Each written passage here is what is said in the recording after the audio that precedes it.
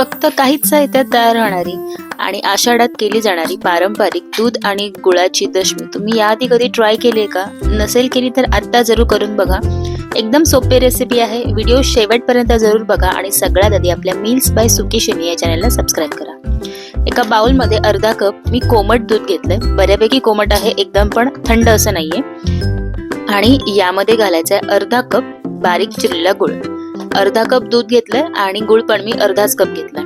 आता हे दूध बऱ्यापैकी कोमट आहे, त्यामुळे हा गुळ आहे तो पटकन विरघळला जाईल. अगदीच जर वाटलं गुळ विरघळत नाहीये, खडे थोडेसे राहत आहेत, तर थोडंसं गॅसवर ठेवून हे कोमट करून घेऊ शकता. जसं आपण गव्हाच्या कापण्या करताना केलं होतं तसंच. अजिबात गुळाचा पाक वगैरे करायचा नाही, फक्त गुळ या दुधामध्ये विरघळून घ्यायचा आहे. गुळ माझा पटकन विरघळलाय आणि आता हे मी गाळून घेते. काही खडे असतील, कचरा असेल गुळातला, तर तो बाजूला होईल. आता एका बाउलमध्ये 1 कप गव्हाचं पीठ घ्यायचंय. गव्हाचं पीठ चाळून आणि मग मी 1 कप ते मेजर करून घेतलेलं आहे. या पिठामध्ये जायफळ किसून घ्यायचंय. जायफळासोबतच जर तुम्हाला वेलची पावडर आणि सुंठ पावडर जर घालायची असेल ना, घातली तरीही चालेल.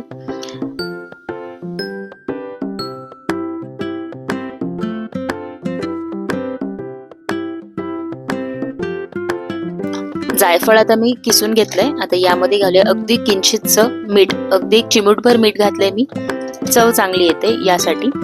आणि आता आपण जे दूध आणि गुळाचं पाणी घेतलं होतं ना, ते थोडं थोडं यामध्ये घालून कणिक भिजवून घ्यायचे. बऱ्यापैकी सैलसर कणिक असते. चपातीच्या पिठापेक्षा अगदी थोडीशी सैल ही कणिक असते.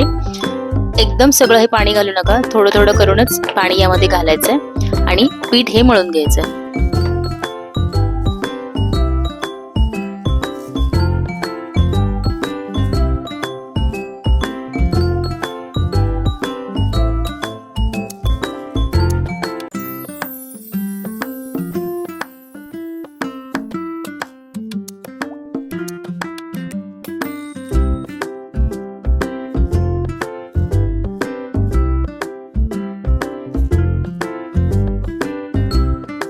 सगळं पाणी मी वापरलं आहे आणि बघू शकता सैलसर, थोडंसं सैलसर, एकदम पण पातळ मळू नका.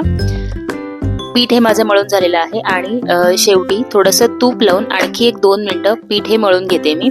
जर तुम्हाला वाटतंय की पीठ फारच एकदम सैल झालंय तर थोडंसं 1 चमचाभर गव्हाचं पीठ यामध्ये घालू शकता. जर तुम्हाला वाटतंय की पाणी कमी पडतंय तर साधं पाणी इथे वापरलं तरीही चालेल.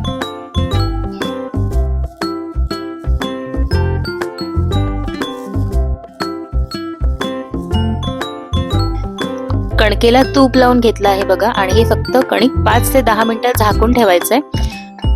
जर तुमच्याकडे वेळ नसेल तर डायरेक्टली याच्या पोळ्या लाटल्या तरीही चालतील.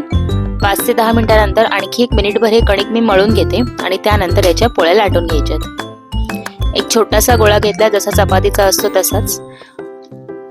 हा गव्हाच्या पिठात मी थोडा गोळवून घेतलाय.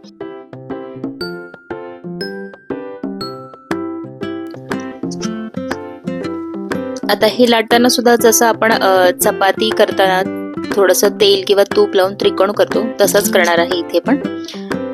पीठ अगदी व्यवस्थित मळलं गेलेलं आहे, त्यामुळे अगदी इझिली लाटल्या जात आहेत. छोटीशी पोळी लाटली, त्यावरती मी तूप लावते आणि घडी घालून याचा त्रिकोण करून घेते.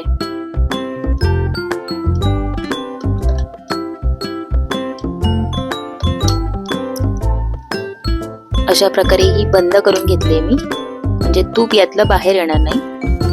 आणि पुन्हा हे गव्हाच्या पिठात गळवून घ्यायची आणि आपल्याला जशी साईज हवी असेल त्या साईजने लहान मोठी ही पोळी लाटून घ्यायची. जशी चपाती लाटतो अगदी तसंच हे लाटायचंय. जास्त जाड नाही, जास्त पातळ नाही. जर तुम्हाला जाडसर हवे असेल तर त्या पद्धतीने लाटू शकता. मी नेहमी सारख्या जसं आपल्या चपात्या असतात तसंच हे मी लाटून घेणार आहे. आता ही भाजून घ्यायची. तवा एकदम पण जास्त तापवायचा नाही, त्यामुळे या व्यवस्थित भाजल्या जाणार नाही. गुळ असल्यामुळे हे पटकन करपतं, त्यामुळे मीडियम फ्लेमवरतीच या दशम्या आहेत त्या भाजून घ्यायच्यात. भाजताना मी इथे तुपाचा वापर करते आणि घडीमध्ये सुद्धा मी तूप लावले. जर तुम्हाला या दोन्ही ठिकाणी जर तेल वापरायचं असेल तर तेलही तुम्ही इथे लावू शकता. पण तुपामुळे या ज्या दशम्या आहेत ते एकदम कुसकुशीत होतात आणि चवीला सुद्धा छान लागतात.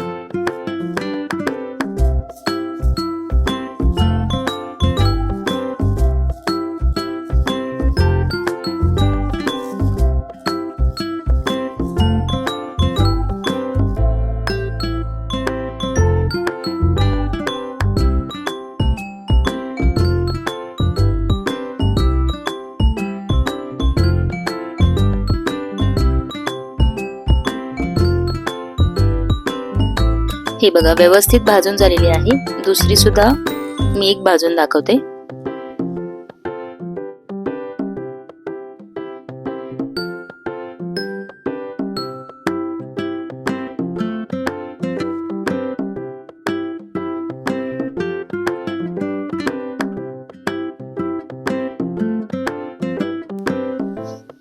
पाहिलत ना किती पटकन ह्या गूळ आणि दुधाच्या दशम्या तयार होतात. तुम्ही सुद्धा ही रेसिपी जरूर करून बघा, तुम्हाला नक्की आवडेल. घरात लहान मुलं असतील तर नक्की ह्या दशम्या आहेत त्या आवडीने खातील. अशा प्रकारे एकदम सोप्या पद्धतीने पारंपरिक पद्धतीने केलेल्या गूळ आणि दुधातल्या दशम्या तयार आहेत. तुम्ही सुद्धा ही रेसिपी करून बघा आणि कशी होते ही कमेंट बॉक्समध्ये मला नक्की कळवा. रेसिपी आवडली असेल तर मील्स बाय सुखीशिनी या चॅनलला सबस्क्राईब करा, व्हिडिओजना लाईक करा आणि जास्तीत जास्त शेअर करा. पुन्हा भेटूया अशाच एका रेसिपी सोबत. Thank you so much for watching.